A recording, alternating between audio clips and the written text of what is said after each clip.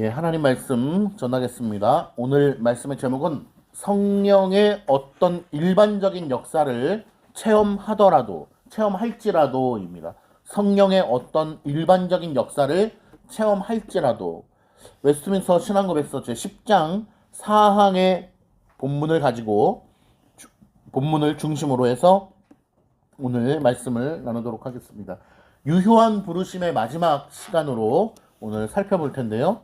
하나님께서 주의 택자들을 어떠한 방식으로 부르고 또 택자처럼 부르는 듯이 보이나 오늘 사항에서는 성령의 어떤 일반적인 은혜를 맛보더라도 결국 구원받지 못하는 택자가 아닌 사람들에 대한 내용을 살펴보도록 하겠습니다.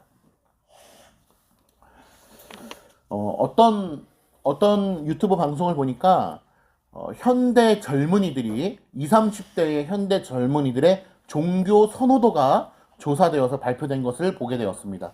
종교 선호도, 물론 우리 성도님들도 매우 가슴 아프게도 기독교가 1등이 아니라는 사실을 이미 직감하고 있으실 텐데요. 우리나라에서 혹시 기독교가 일반인들에게 종교 선호도 1등인 적이 있었는지 한번 여쭙고 싶습니다. 있었나요? 없었을까요? 근데 그러한 그 통계 자료가 사실 옛날에는 그런 걸 뽑지도 않았을 것 같고, 요즘에 들어서 이제 일반인들의 종교 선호도에 대해서 이런 설문조사라든지 통계 같은 것들이 용이해졌죠. 예전에는 핸드폰이 없었기 때문에 설문조사를 하는 것도 어려웠고, 하지만 요즘에는 이제 어플로 해서 어떤 링크로 해서 선호도를 조사하는 게 쉬워졌고, 그런 조사들이 발표가 되었는데, 최근 20, 30대 젊은이들의 종교 선호도 1등이 어디냐? 어딜 것 같으세요? 천주교에서 이제 바뀌었습니다. 또 세대가. 어디로 바뀌었냐? 바로 불교로 바뀌었습니다. 얼마 전까지만 해도 천주교가 좀 선호도가 좋았는데 이제 다시 불교로 넘어가게 되었는데, 그래서 젊은이들에게 물어봤답니다. 불교 하면은 어떠한 단어들이 생각이 나세요? 그러니까 불교를 믿는 사람들이 아니에요. 일반인들에게 불교하면 어떤 말이 생각이 나세요? 라고 하면 마음의 평안, 마음의 평안, 그리고 조용함, 그리고 어떤 배려, 이런 것들이 생각이 난다고 하고, 두 번째가 천주교인데, 천주교 하면은 뭐가 생각이 나냐? 그러니까 압도적으로 성모 마리아. 성모 마리아가 거의 한 70% 이상인 것 같아요. 다른 어떤 소소한 것들도 있지만 거의 보이지 않고 성모 혹은 마리아, 성모 마리아가 압도적으로 천주교 하면 생각이 나는, 그러니까 어떻게 보면 참 슬픈 일이죠. 성모 마리아, 예수님도 아니고 하나님도 아니고 성모 마리아가 이제 그들에게 있어서 생각난다라고 일반인들이 추측을 하고 있습니다. 어떻게 보면 맞는 말이죠. 왜냐하면 카톨릭 방송에 들어가 보면요, 그들이 누구의 이름으로 기도하느냐, 그들의 중보자가 누구냐라고 하면은 너무도 분명히 성모 마리아의 이름으로 기도하는 모습을 볼 수 있기 때문에 잘 본 것이죠.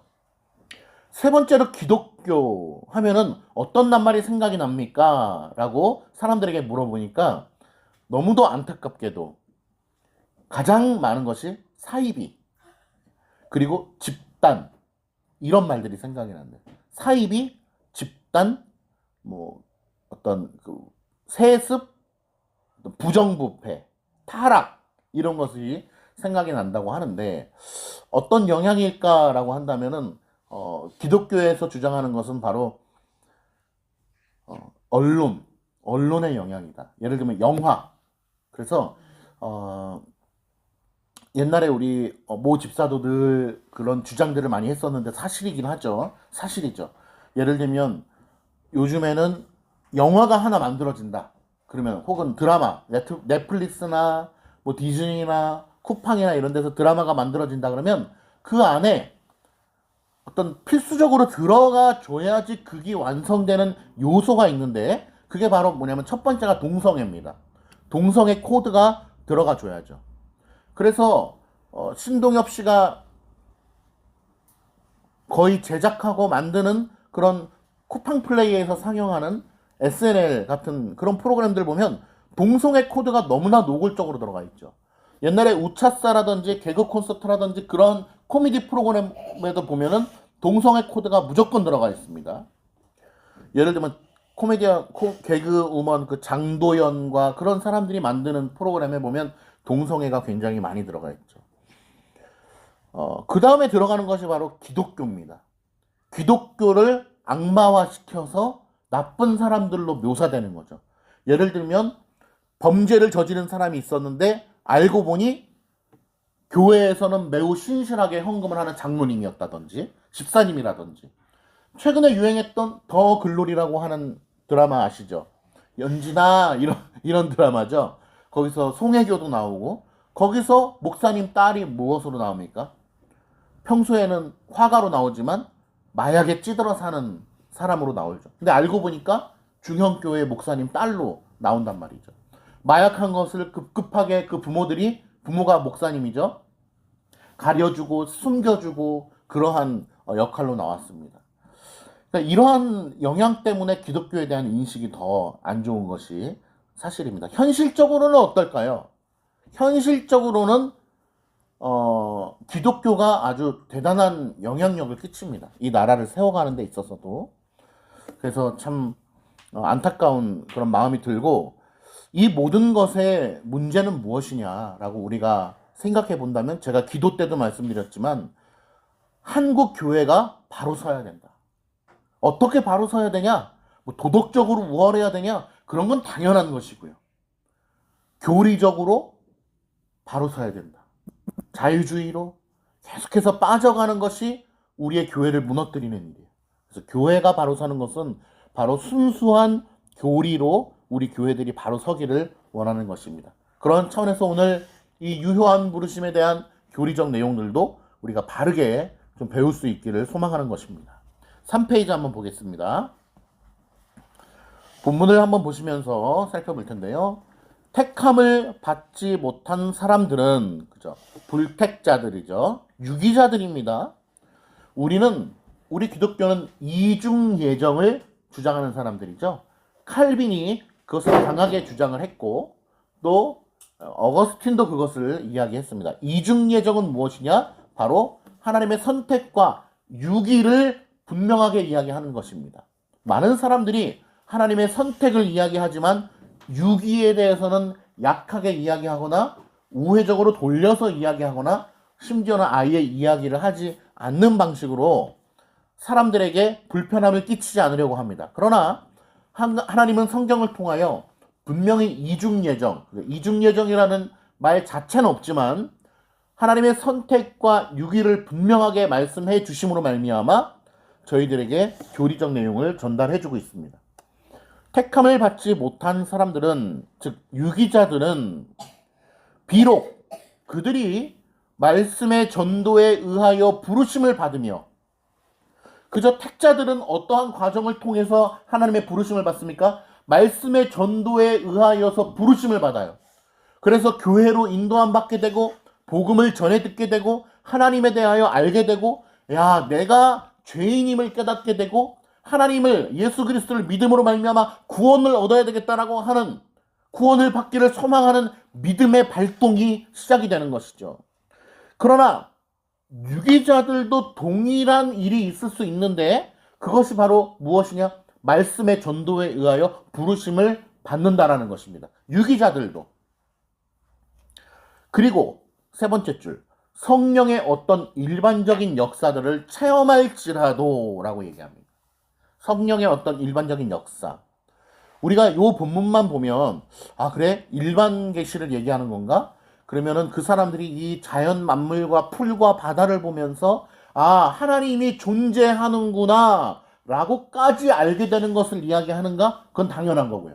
그거는 하나님을 부정하는 자들도 그것을 인정하는 경우가 많이 있거든요. 하나님을 알지 못하는 자들도. 그래서 기독교 강요에도 그렇고 일반 계시를 통하여 우리는 하나님의 존재에 대하여 알게 된다고 이야기하고 있습니다.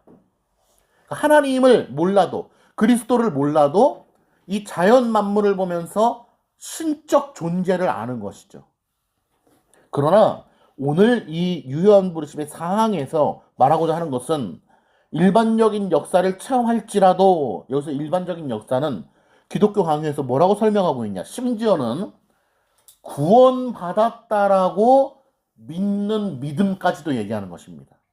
그런데 저는 오늘 그 구원받았다라고 믿는 그 개인의 그것을 저는 감정이라고 우리 성도님들 앞에서 이야기하겠습니다. 자기가 구원받았다라고 믿는 자신만의 뭐라고요? 감정이다. 감정이 우리를 구원시키는 것은 아니죠.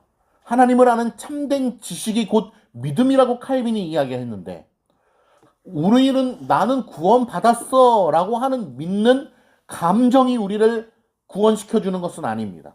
그러면 우리는 그 감정과 참된 믿음이 어떻게 구별될 수 있는가를 우리는 깨달아야 되는 것이죠. 오늘 본문을 통해서. 우리가 당연히 알고 있는 사실이지만 다시 한번 간과하지 않기 위하여 말씀드리면 타인을 보면서 우리는 저 사람의 구원의 여부에 대해서 알 수 없습니다. 그러니 저 사람은 성령의 어떤 일반적인 역사를 체험할지라도 결국 그거는 개인의 감정이구나 라고 하면서 상대방을 향하여 얘기하면은 안 되는 것입니다. 그래서 구원의 두 가지 요소에 대해서 이 부분에서 제가 말씀을 드리려고 하는데 요거를 잘 이해해 주셔야 됩니다. 첫 번째, 교회는 두 가지로 우리가 나눠서 생각할 수 있죠. 영원한 하나님의 택자들의 그룹인 무형교회. 그죠? 눈에 보이지 않죠. 예를 들면 아담이 교회입니까? 아닙니까? 교회죠. 아브라함이 교회입니까? 아닙니까? 교회죠. 그리고 다윗 어떻습니까? 교회죠. 자, 그 분명하게 하나님의 택자로 이루어진 교회는 우리가 승리의 교회라고 그러죠. 이미 승리했어요. 그래서 그 교회는 승리의 교회라고 부릅니다. 하나님의 택자들의 그룹이죠. 그 안에는 반드시 하나님의 택자들만 들어가 있는 것입니다. 그런데 또 다른 차원의 교회를 생각해 본다면 바로 유형교회죠. 이렇게 사랑 가득 교회. 예를 들어서 다윗이 하나님께 구원받은 택자이지만 우리 사랑 가득 교회의 교인은 아니잖아요. 그죠? 어떤 우리 이 지역에 있는 어떤 교회의 교인의 소속은 아니란 말이에요. 그러면 다윗은 승리의 교회 차원에서는 분명히 택자인과 동시에 우리와 함께 승리의 교회의 같은 회원이죠. 그러나 사랑 가득 교회는 아니에요. 자, 그러면 이 유형적 교회, 이 사랑 가득 교회 안에는, 그러니까 우리 교회는 지금 너무 작기 때문에 그렇게 얘기하면 좀 그런데 어떤 A 교회라고 하는 큰 교회 안에 혹은 유형 교회는 우리가 한두 개가 아니니까 우리나라만 해도 그 유형 교회 안에는 어떻습니까? 반드시 구원받은 백성들만 존재합니까? 그렇지 않다라는 것을 이야기하는 것입니다. 이 눈에 보이는 이 교회 안에는 사랑 가득 교회는 너무 작으니까 여기서 이렇게 제가 1분단, 2분단 나누면은 시험 될 수 있으니까 이 눈에 보이는 교회 있잖아요. 우리나라에 A 교회, B 교회, C 교회, D 교회 너무나 많잖아요. 그 교회 안에는 어떻다? 구원받은 자가 있고 구원받지 못하는 자가 있다. 택자가 있고 유기자가 분명히 있다라는 것입니다. 그러니까 눈에 보이는 교회에 우리가 속해 있는 성도라고 해서 반드시 승리의 교회의 회원은 아닐 수 있다는 것입니다. 그러나 승리의 교회의 회원이면 그는 반드시 유형 교회에 속한 회원일 수밖에 없습니다. 물론 예외적인 경우를 지난번에 말씀드렸어요. 어미 뱃속에서 죽은 경우라든지 갓난아이 때 죽은 자라든지 그런 경우에는 아닐 수 있습니다만 통상적인 경우에는 어떻습니까? 승리의 교회에 속한 회원은 반드시 우리의 눈에 보이는 이 교회에 속해 있다는 것입니다. 그러나 이 눈에 보이는 교회의 안에는 유기자들이 속해 있다라고 하는 것을 오늘 상황에서 말하는 것입니다. 그러나 상대방을 보면서 우리가 저 사람은 유기자구나. 예배 시간에 저렇게 떠드는 걸 보니까 유기자구나. 예배 시간에 늦는 걸 보니까 유기자구나. 저 사람은 기도할 때 눈물을 흘리지 않는 거 보니까 유기자구나. 이렇게 우리가 바라볼 수 없는 것입니다. 그런데 천주교의 문제가 뭔지 아십니까? 그것을 교회가 판단한다는 데 문제가 있습니다. 그래서 천주교는 가장 큰 문제 중에 하나가 바로 교회가 구원받은 자와 구원받지 않은 자를 나누는 겁니다. 영세받은 자는 구원받은 거고 영세받지 못한 자는 구원을 받지 못한 겁니다. 그러한 문제점이 있죠. 그 다음에 읽어보겠습니다. 일반적인 역사를 체험할지라도 그들은 결코 그리스도에게로 참되게 나아오는 것이 아니다. 참되게 나아오는 것이 아니다. 구원받았다라고 자기 스스로는 믿는 감정이 있을지라도 참되게 나오는 것이 아니다. 어떤 사람들은 택함을 받지 못한 사람들은, 그러니까 택함을 받지 못한 사람임에도 불구하고 열심히 교회 생활을 할 수 있고 신앙생활을 할 수 있고 헌금도 할 수 있고 봉사도 하고 자기가 구원받았다라고 믿는 감정도 있다라는 것입니다. 이것이 무서운 것이죠.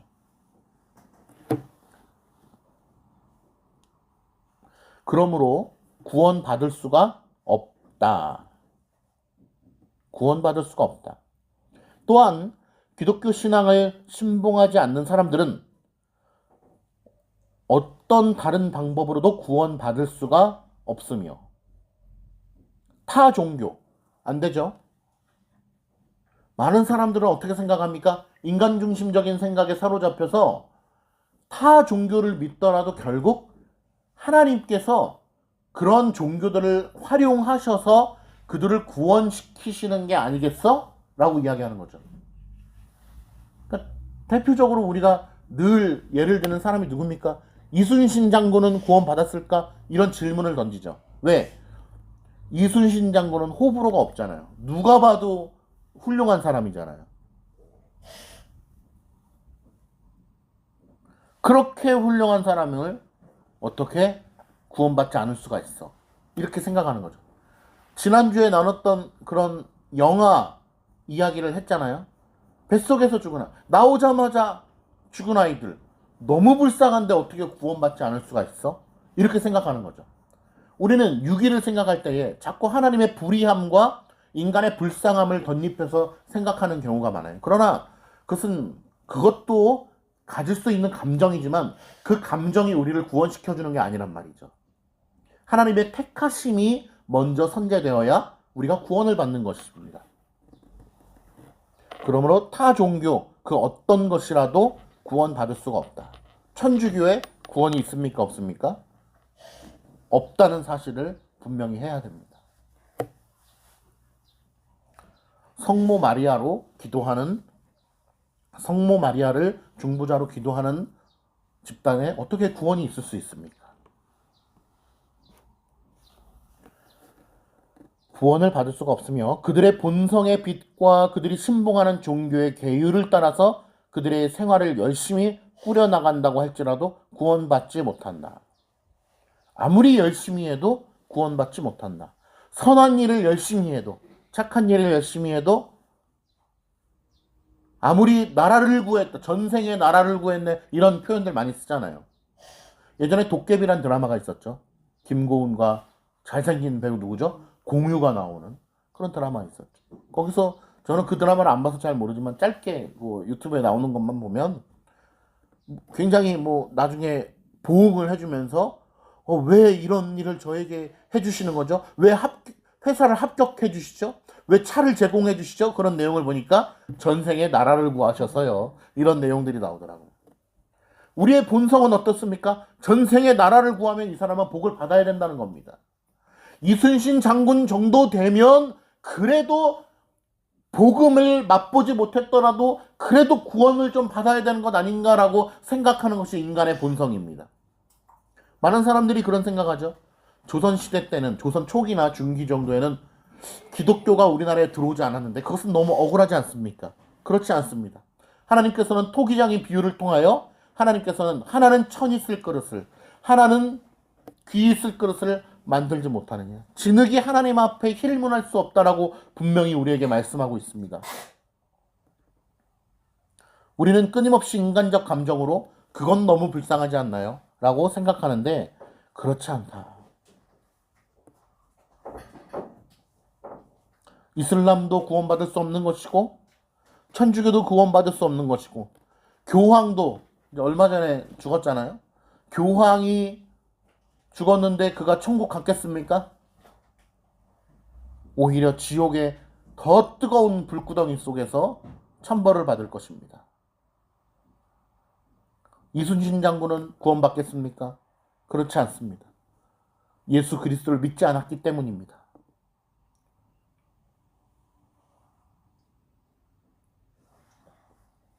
그리고 그들이 구원받을 수 있을지도 모른다고 단언하며 주장하는 것은 매우 유해하며 가증된 일이다. 가증스러운 일이다. 왜? 하나님의 예정하심과 작정을 폄훼하고 훼손하기 때문입니다. 웨스트민스터 신앙 고백서가 정경은 아니잖아요. 성경은 아니잖아요. 그렇기 때문에 사람들이 외민 신앙 고백서를 1647년부터 9년 사이에 이제 처음으로 외민 신앙 고백서가 나오게 되었거든요. 스코틀랜드 국교회에서 인정을 받고 그 당시에는 참 대단했어요. 보면은 물론 매번 그런 것은 아니지만 그 당시에는 일부 국가에서는 스코틀랜드라든지 일부 국가에서는 이 웨스트민스터가 전 국민의 교육서였어요. 마치 박정희 대통령이 우리나라 우리 국민들이 외워야 되는 어떤 헌장?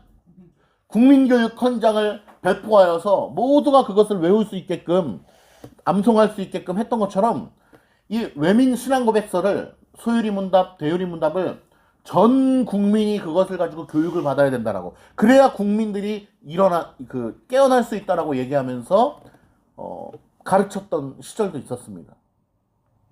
그런데 웨스트민스터 신앙 고백서가 1647년, 8년, 9년 정도에 이제 나왔는데 문제는 그것이 수정이 된 거예요. 역사의 흐름에 따라서. 언제 첫 번째 수정이 됐냐? 1788년도. 1788년도에 어디서 수정이 됐냐? 이 외민은 영국에서 만들어졌는데 미국 장로교회가 이것을 수정했어요. 1788년도에는 무엇을 수정했냐면은 정교 분리에 관련된 내용을 수정을 했어요. 그래서 종교에 대한 것은 국가가 건들 수 없다. 이런 내용을 수정을 했어요. 그런데 그 수정에도 문제가 많이 있습니다. 대부분의 한국 교회들은 1788년도에 수정된 것은 문제가 없어. 이렇게 받아들여도 돼. 라고 얘기를 합니다. 그러나 저는 그것도 문제가 있음을 알고 있습니다.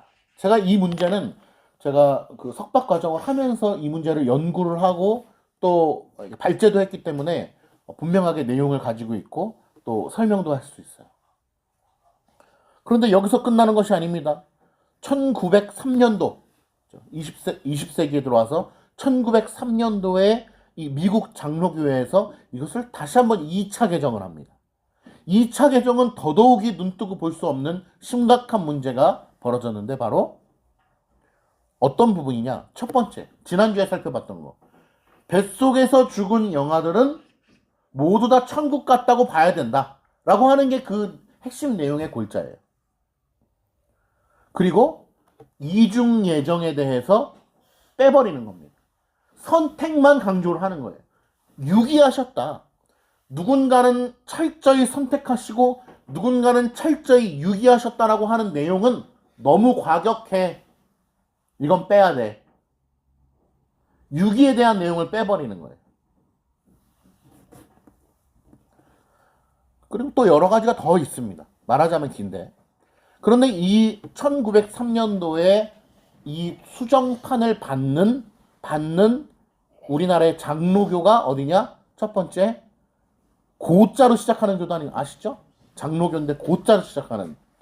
그리고 장로교인데 통자로 시작하는 교단 아시죠? 그 두 교단이 바로 이 1903년에 수정된 판을 받는 거예요.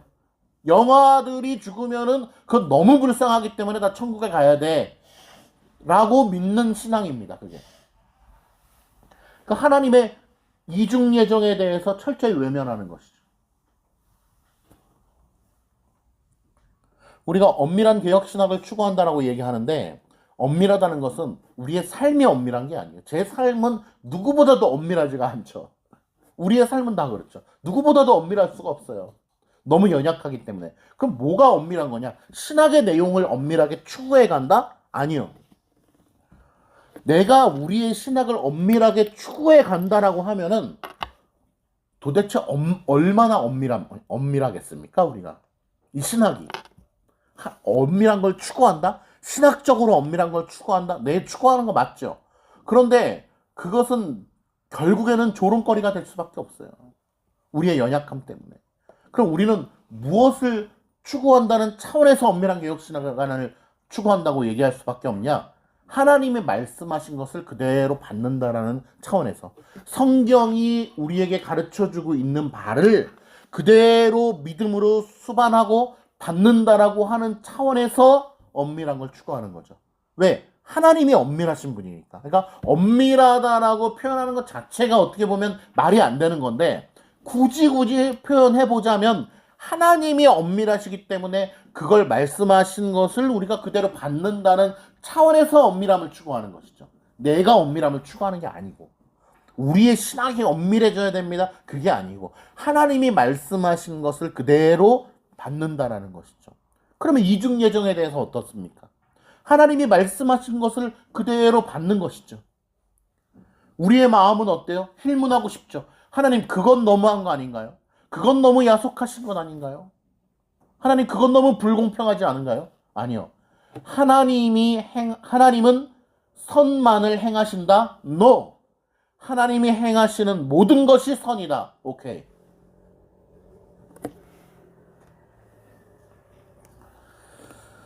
그래서 5페이지 한번 보시면요. 5페이지 2번. 2번에 밑에서 하나, 둘, 셋, 네 번째, 다섯 번째 줄 보면 한편 20세기 초 미국 개신교 내에서는 그것도 장로교 내에서는 선교의 목적과 방식에 대한 변화가 나타났고 선교의 재평가에서는 다른 종교와의 대화와 상호 이해, 통합의 가능성을 모색해야 한다는 주장도 제기되었습니다. 무슨 말이냐면요.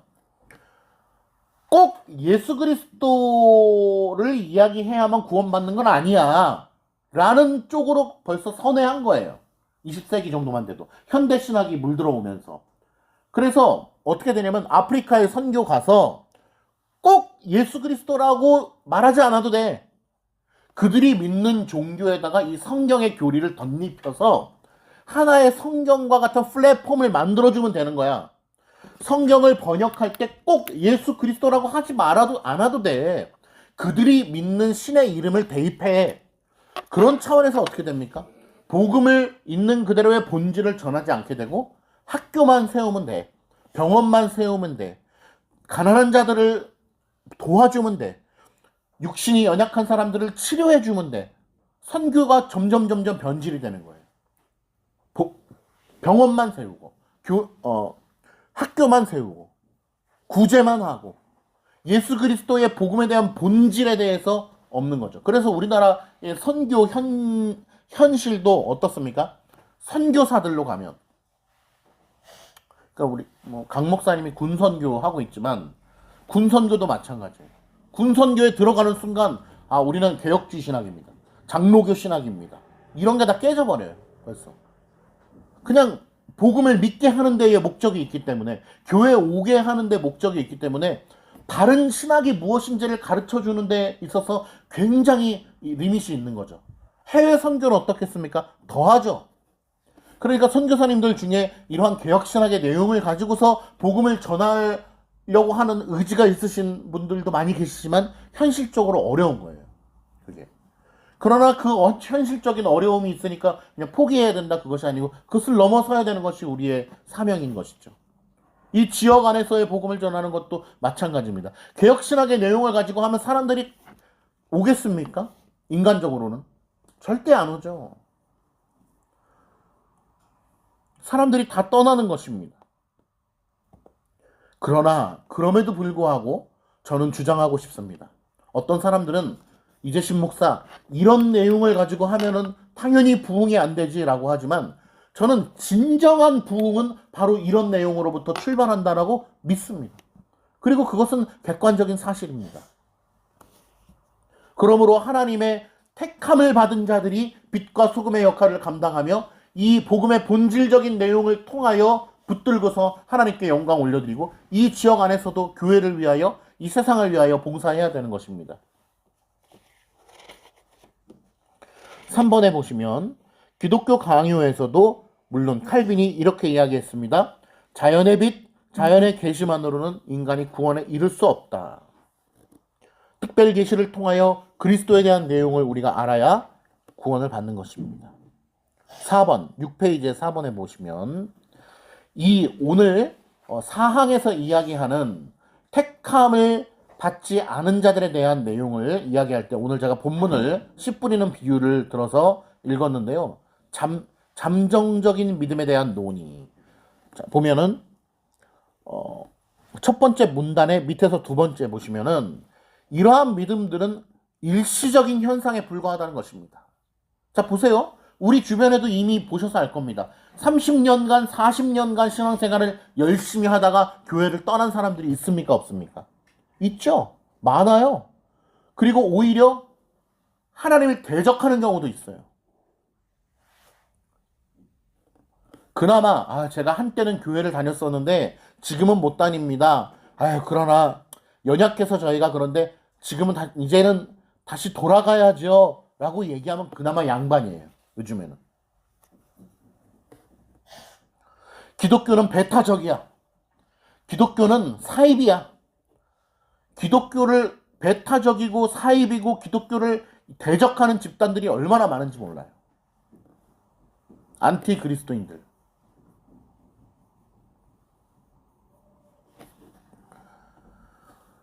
그 다음 문단 보시면 하나님은 어떤 사람들에게 일시적으로 자기의 은혜를 맛보게 하시지만 그들은 진정으로 중생시키지는 않으신다. 칼빈은 특히 마태복음 13장의 씨 뿌리는 비유를 언급하며 말씀을 기쁨으로 받지만 뿌리가 없고 시련이 오면 떨어져 나가는 자들을 설명합니다. 이는 신앙생활의 외적 표현이나 감정적 반응이 진정한 구원과 반드시 연결되지 않음을 뜻합니다. 우리의 신앙생활의 감정이 우리의 구원과 연결되지 않는다는 것입니다. 그러니까 우리가 느낀 감정이 은혜가 아닐 가능성이 높아요. 우리의 감정은 그만큼 연약해서요. 우리의 감정은 하루에도 수십 번도 왔다 갔다 하잖아요. 7페이지에 보시면 일시적으로 성령의 은혜를 경험하지만 끝내 떠난 사람들의 예를 세 가지를 적어봤습니다. 물론 이보다 더 많아요. 근데 세 부류만 적어봤습니다. 첫 번째는 가룟 유다입니다. 예수님의 제자로서 사역을 감당했고 오히려 재정을 담당함으로써 그 중에 가장 유력한 제자였습니다. 그럼에도 불구하고 그는 참된 믿음이 없이 예수님을 떠나 배반했고 결국 회개하지 않고 멸망에 이른 대표적인 유기자입니다. 참된 하나님의 믿음을 경험한 것 같이 보이나 절대로 아닌 것이죠. 두 번째 사울 왕입니다.